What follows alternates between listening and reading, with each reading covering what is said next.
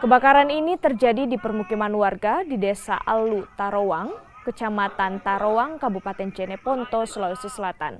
Api yang awalnya membakar satu rumah kemudian merambat ke dua rumah lainnya. Material bangunan yang mudah terbakar membuat api dengan cepat membesar. Warga setempat berusaha memadamkan api dengan peralatan seadanya. Petugas pemadam kebakaran yang tiba diterjunkan berjibaku berusaha memadamkan api. Selain membakar 3 rumah panggung, 1 orang lansia dilaporkan tewas terbakar. Korban merupakan salah satu pemilik rumah. 3 unit rumah, cuman yang hangus 2 unit rumah, yang satunya lagi kerusakan ringan. Katanya ada korban meninggal dunia akibat terjebak dalam kebakaran. Ada 1 korban jiwa atas nama Saibah, umur 75 tahun.